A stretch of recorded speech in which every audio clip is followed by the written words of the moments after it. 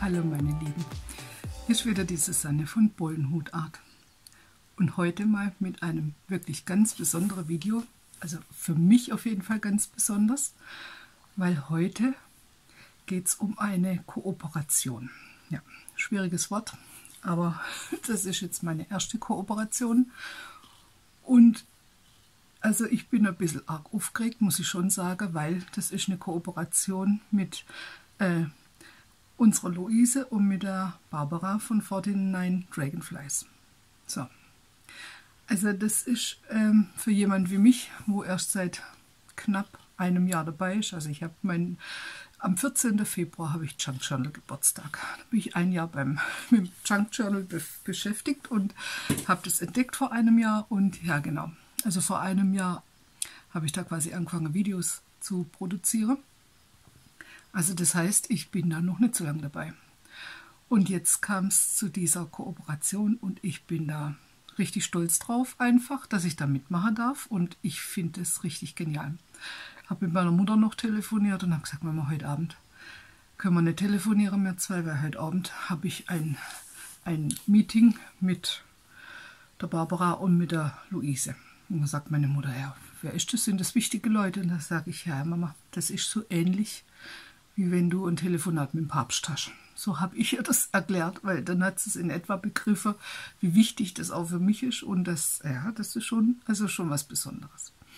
Ja, auf jeden Fall haben wir uns zusammengetan und haben uns da ein paar Mal unterhalten abends, per Skype halt, Meeting gemacht und haben jetzt eine Challenge ins Leben gerufen.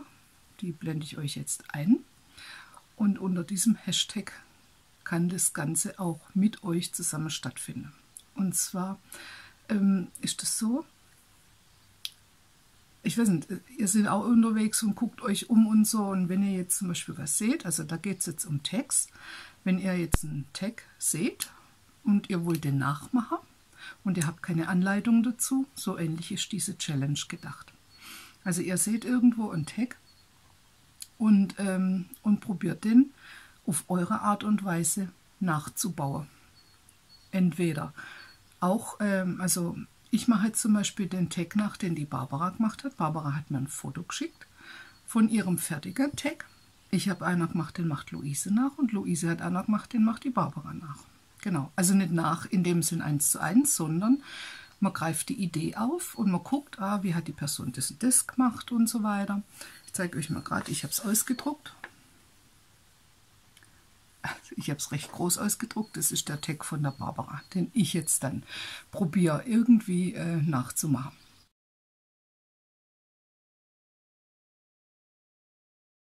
Ja, und diesen Tag, den möchte ich jetzt einfach versuchen, mal so ein bisschen, also ich werde da unten hinlegen und wir halt dann genau gucken, wie Barbara das gemacht hat und versuche einen Tag in einer ähnlichen Art und Weise zu rekonstruieren. So wie bei Kitchen Impossible, wenn ihr die Sendung kennt.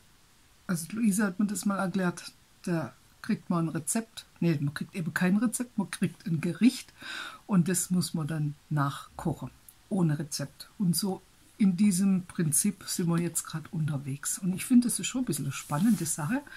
Das Ergebnis wird nicht 1:1 aussehen, aber ja, man wird schon erkennen, dass das quasi die Grundlage war, und ich finde ja, das ist eine tolle Sache einfach, so ein bisschen eine Herausforderung an jeden von uns. Genau.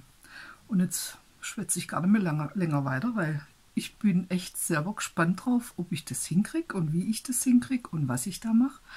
Und die Barbara hat ja auch digitales Papier. Da hat sie mir auch die Links dazu geschickt. Das verlinke ich euch auch alles unter diesem Video. Wenn ihr das wirklich auch nachmachen wollt, den Tag von der Barbara, dann könnt ihr auch mit den, da hat sie zum Beispiel einen Link mit Pilze, weil da ist ein Pilz drauf und der Hintergrund.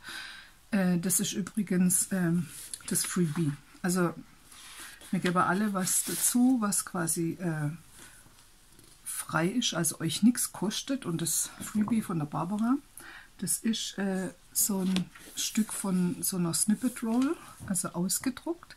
Und ich habe das jetzt in Querformat ausgedruckt, weil das nehme ich tatsächlich als Untergrund. Das hat sie auf ihrem Tag dann auch gehabt und das nehme ich jetzt, das benutze ich jetzt und darauf baue ich meinen Tag dann auf. Genau, das ist die Grundlage dazu. Und jetzt baue ich die Kamera um und dann geht's los. Drückt mir die Daumen, dass das alles klappt. Ja, alles klar. Jetzt wünsche ich euch viel Spaß beim Zugucken und ja, freue mich auf eure Kommentare und wie es euch gefällt. Und wenn ihr auch da mitmachen wollt, dann benutzt gern den Hashtag. Das erkläre ich euch aber alles noch. Auch Luise erklärt euch das in ihrem Video und Barbara wird es, denke ich, auch erklären alles. Und genau, dann können wir alle zusammen losstarten und dann auf Instagram und so uns gegenseitig die Fotos angucken, die dann da dabei entstanden sind. Genau. Also, viel Spaß und bis zum nächsten Mal. Tschüss. So, wenn man jetzt mal guckt, bei der Barbara hat da 2 Schmetterlinge drauf. Ein großer und ein ganz kleiner. So, da fängt schon an. Ich habe keine so kleine Schmetterlinge. Jetzt habe ich gedacht, jetzt gucke ich mal, was ich in meine Schablone habe. Da habe ich jetzt mal das da gefunden. Da sind relativ große und da sind so 2 kleinere. Und da tue ich mich jetzt mal ein bisschen vorbereiten. Ich habe da jetzt schon mal auf der Seite die da, der große und den kleinen, da abgedruckt. Da könnte ich eventuell hinter was verwenden. Auf der Seite möchte ich jetzt mal noch von denen hier ein paar abdrucken. Und ich nehme diese StazOn Ink. Die verläuft mir nämlich dann nachher nicht, falls ich dann noch irgendwie mit Farbe oder so drüber möchte. Das weiß ich eben jetzt noch nicht, aber das ist jetzt so mal die Sache. Das möchte ich jetzt ein bisschen vorbereiten. Und, uiuiui, der ist aber extrem schwarz. Also der darf schon mal nicht mitspielen, würde ich mal sagen.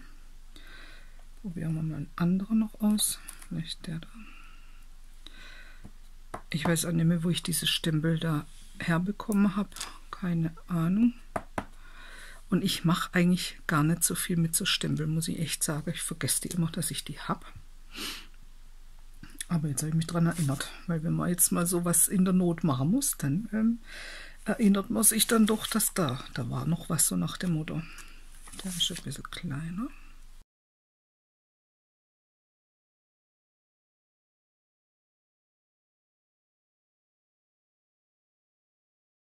So, jetzt geht's los.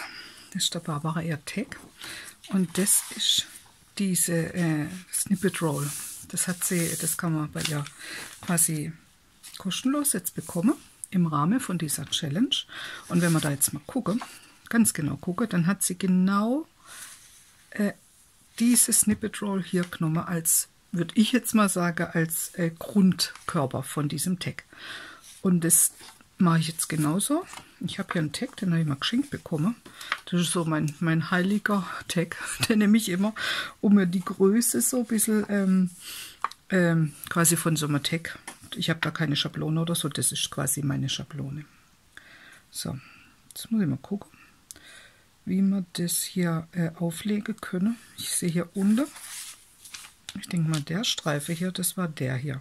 Und das da ist die Zahl. Also hat sie in etwa hier ihren Tag angelegt und der geht etwa bis hier. Ich meine, so ganz genau müssen wir das jetzt nicht machen. Ich lege das jetzt quasi aber trotzdem mal so an, so ähnlich wie sie es hatte. Und werde mir meinen Tag jetzt hier zurecht schneiden.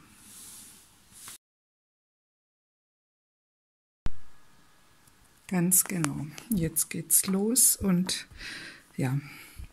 So ein Tag, den können wir aufheben und auf jedes Papier drauflegen und euch als Schablone benutzen. Das ist immer meine Schablone.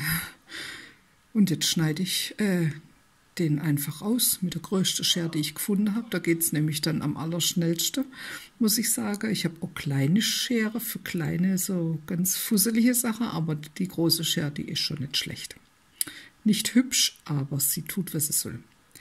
Ja, und jetzt geht schon mal los. Also der Hintergrund bei der Barbara, da ist ja so ein bisschen ein Grün mit drin und ein Weiß mit drin und so. Und ich habe keine Ahnung gehabt, wie sie das gemacht hat. Also darum habe ich mir jetzt da auf meinem Acrylblock einfach mal so ein bisschen Farbe angemischt, wo ich gedacht habe, naja, irgendwie so könnte es dann in etwa hinhauen. Wobei die Challenge besteht nicht darin, genau 1:1 das nachzumachen, sondern ich finde halt die Idee, von irgendwas zu übernehmen und dann trotzdem sein eigenes Ding draus zu machen.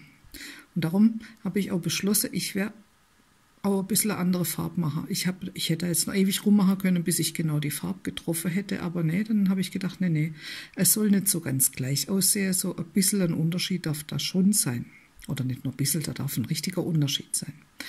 Ja, und jetzt war mir aber nicht ganz klar, wie ich das da auftrage jetzt. Darum habe ich da ein bisschen rumexperimentiert, weil bevor man natürlich aufs große Ganze geht und ich habe ja nicht 100-mal vorgehabt, diesen Tag auszudrucken, sondern, naja, jetzt habe ich halt ein bisschen auf dem Papier rumprobiert und habe gedacht, ja komm, jetzt geht's los, Auge zu und durch. Und habe den mir jetzt als Unterlage das Blatt Papier genommen und habe das auch einfach jetzt mit diesem kleinen Stempelblock einfach so aufgedrückt. Es geht ja einfach nur darum, dass da diese grüne Farbe auf dem Untergrund quasi erscheint. Genau, da unten habe ich ein bisschen probiert, noch so ein paar Spritzer oder so zu machen. Das ist mir mehr schlecht als recht gelungen. Und da habe ich so eine Walnussfarbe, so eine Distress Oxide ist das. Also die ist also wasservermalbar quasi. Die macht so richtig, sieht aus wie Milchkaffeefarbe, macht die da drauf, gell? Weil die Barbara hat ja unten auch so ein bisschen braun drauf gehabt. Dann dachte ich, okay, dann mache ich halt einfach auch braun unten hin. Und dann habe ich jetzt noch ein bisschen mit Gesso White das Ganze so ein bisschen wie vernebelt. Ich sag mal jetzt wie vernebelt. Mit dem Fingerpinsel. Die haben immer dabei, die Fingerpinsel. Also die können auch öfters mal nehmen, wenn ihr da keine Probleme mit habt. Ich habe da keine Probleme mit. Naja, und da kommt jetzt meine Effektpaste zum Einsatz. Weil die Barbara hat ja diese orangene Pünktchen.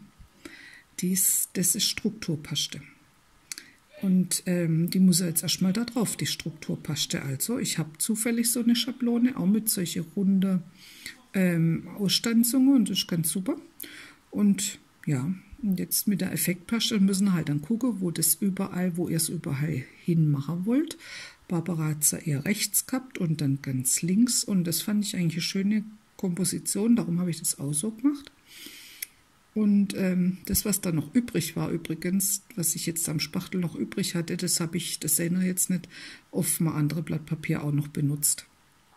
Muss man nichts verschwenden, das kann man dann irgendwann später wieder irgendwo benutzen. Ja. Und da sich das Ganze ein bisschen gewellt hat, weil ist ja klar, wir haben da ein bisschen vorher mit flüssiger Farbe rumgemacht, dann wellt sich natürlich das Papier. Darum habe ich jetzt nochmal so ein braunes Kraftpapier drunter geklebt. Und ja, jetzt ist das halt doppelt gemoppelt, wobei mein Papier zum Ausdrucken, das war schon ich glaube, 160 Gramm Papier. Also ich nehme da kein Kopierpapier, so ein einfaches, sondern ein bisschen ein schwereres Papier, eben 160 Gramm, das kommt auch der Ausdruck viel besser raus. So, und die Barbara hatte so schöne schwarze Kante. Und das habe ich jetzt probiert mit diesem StazOn Ink, mit dem Schwarze. Da muss man echt aufpassen. Erstmal eine schwarze Kante zu simulieren. Und hinterher bin ich dann mit meinem Distress Ink nochmal außenrum drüber gegangen. Also Barbara hat es ziemlich viel intensiver gehabt wie ich, aber ich habe da schon entschieden, ich möchte ein bisschen von meiner Farbe her im Endergebnis ein bisschen frischer sein. Also ein bisschen nicht so vintage-mäßig, sondern ein bisschen, ich sag mal, ein Touch moderner. Ich sag's jetzt einfach mal so. Ihr seht dann nachher auch noch, warum oder was da noch für eine Farbe dazu kommt. Genau. Und jetzt gehe ich so ganz flächig trotzdem von außen so nach innen mit meinem Distress Ink. Und ja, und jetzt geht es den Pünktchen quasi mal an der Kragen, nicht an der Kragen, aber die müssen wir jetzt ein bisschen rausholen. Und da habe ich so Gouachefarbe und das nehme ich direkt aus der Tube. Ich habe jetzt so Orange benutzt. Das hellere Orange, also richtig so ein kräftiger Ton und auch Gelb. Jetzt seht ihr noch, mit Gelb bin ich jetzt noch hinterher. Und habe die ganze Pünktchen, nicht alle Pünktchen, aber einige bemalt. Manche habe ich einfach Naturklasse, wie sie waren. Und da hatte ich ein Tauschpaket bekommen, zufällig, und da war so ein toller grauer Stoff drin. vielen Dank, Sabine. Und ja, und da habe ich direkt jetzt den Stoff benutzt. Und dann probiert man das so hin und her. Da sehen wir bei der Barbara, die hat ja auch so einen Stoff da unter ihrer Nummer hängen gehabt. Und darum habe ich das jetzt auch benutzt und habe da so Feder halt rausgezogen.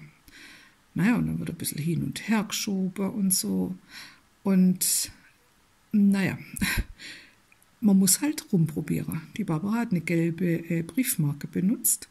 Ja, in dem Tauschpaket war ein ganzer Gefrierbeutel voll Briefmarke. Also die haben mir echt ein bisschen dahinter gerettet, weil ich habe diese Briefmarke da gefunden mit diesem Blau und Orange drin. Und das fand ich schon mal nicht schlecht. Da wusste ich jetzt auch langsam, in welche Richtung ich gehen möchte.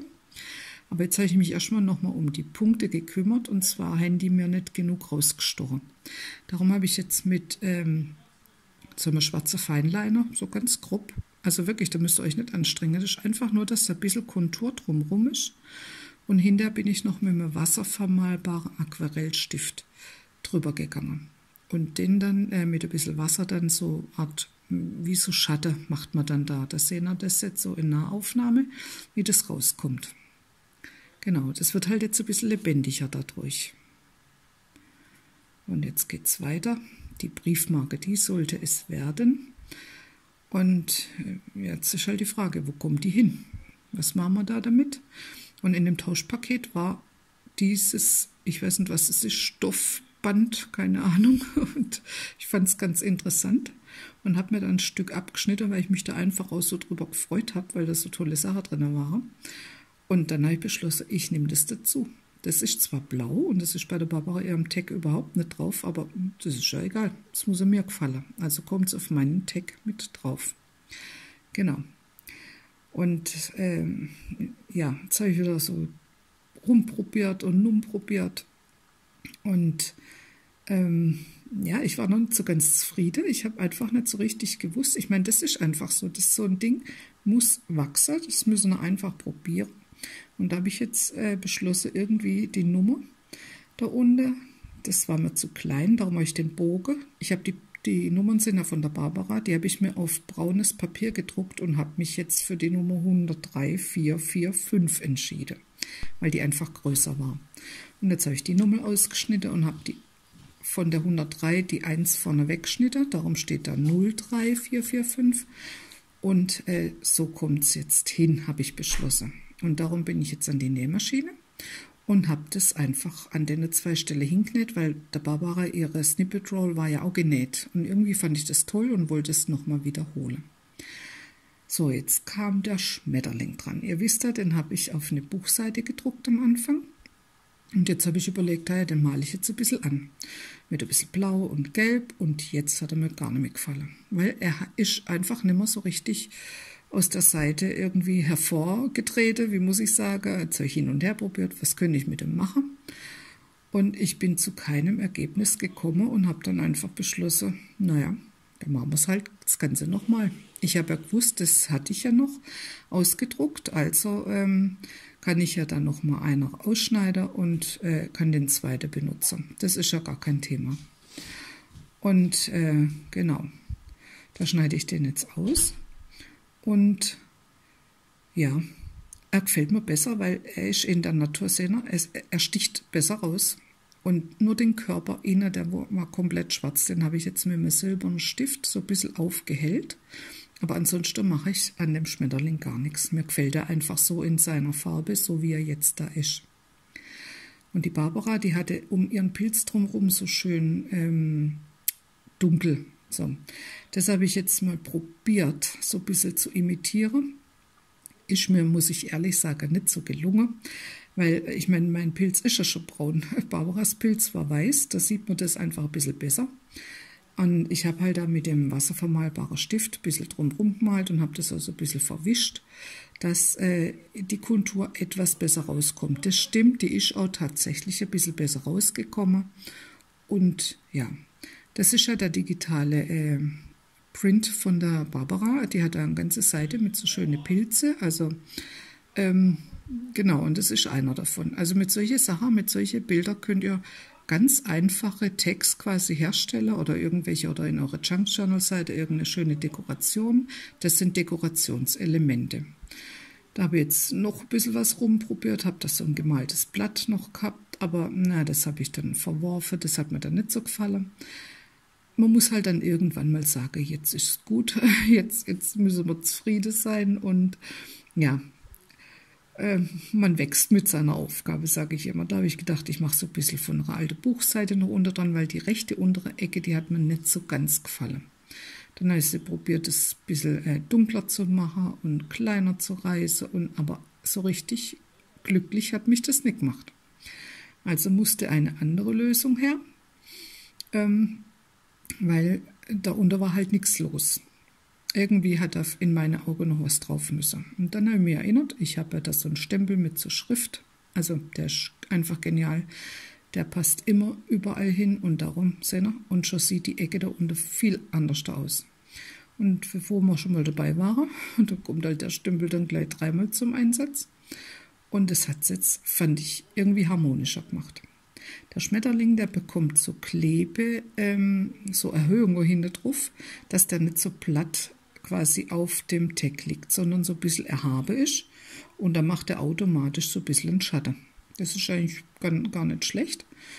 Und ja, jetzt gefällt mir das Ganze schon viel besser. Und darum kommt jetzt auch der Pilz einfach drauf. Mit einem ganz normalen Uhu-Stift, also Uhu-Stick, muss ich sagen. Und wird da jetzt da drauf gedrückt, da wo halt Strukturpaste ist, da müssen wir halt eine Weile drauf drücken, dass sich das schön verbindet. Aber das funktioniert ganz gut. Und ein Tag ist halt kein Tag, wenn da oben keine Öse dran ist. Die Barbara hat jetzt eine Öse gemacht mit so einem Papierding. Ich habe mein Krokodil, also habe ich da ein bisschen ein größeres Loch reinkaue, weil ich habe große Öse, damit die auch reingehe. Da müssen wir die Löcher einfach ein bisschen größer machen. Aber das geht ja, müssen wir halt ein paar Mal quasi lochen. Und genau, und jetzt wird die Öse reingedrückt. Mittlerweile sind wir Freunde, das Krokodil und ich. Es macht jetzt, was es soll. Genau. Und jedes Püpple, egal oder Pilze, kriege bei mir ein bisschen an Boden. Das sieht einfach lebendiger aus, wenn die unten irgendwo stehen. Barbara hat das auch unten so gemacht. Genau. Und jetzt sehen wir bei der Barbara diese schwarze Pünktchen. Vor dem habe ich ein bisschen Respekt, weil das mache ich nicht oft. Das haben wir bei mir noch nicht oft gesehen, weil ich denke immer, da kann so einige schief laufen. Aber ich wollte das auch machen.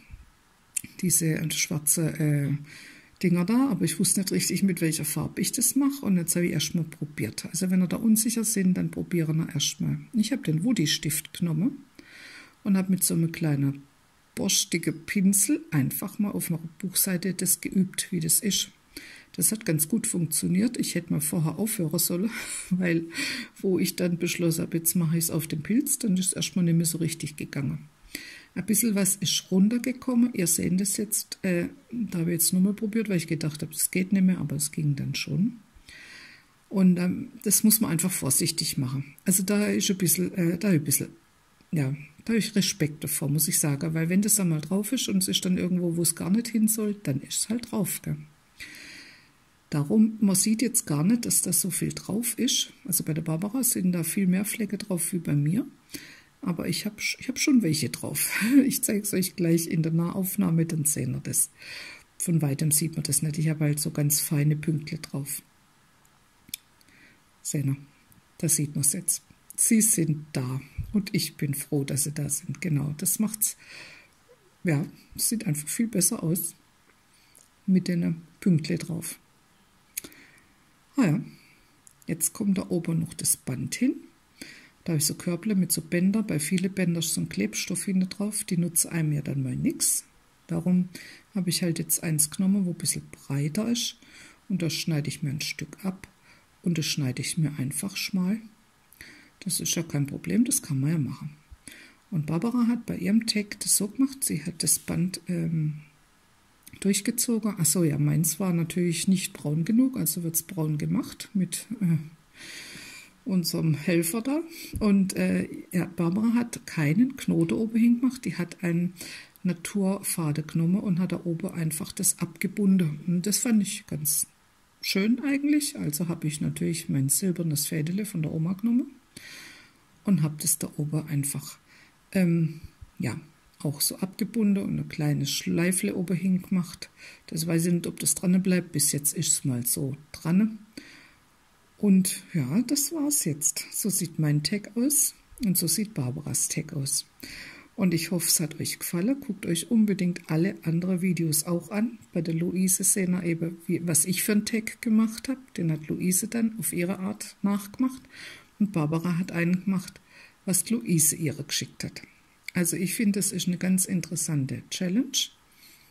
Und wenn ihr da mitmachen wollt oder ihr findet einen Partner, mit dem ihr sowas mal machen wollt, dann könnt ihr das, also würden wir uns einfach freuen, wenn ihr das dann postet auf Instagram, und dann kann man einfach im Laufe des Jahres sehen, quasi so ein Vorher und ein Nachher oder wie man das umgesetzt hat. Und ich finde, ja, es ist einfach interessant und macht Spaß.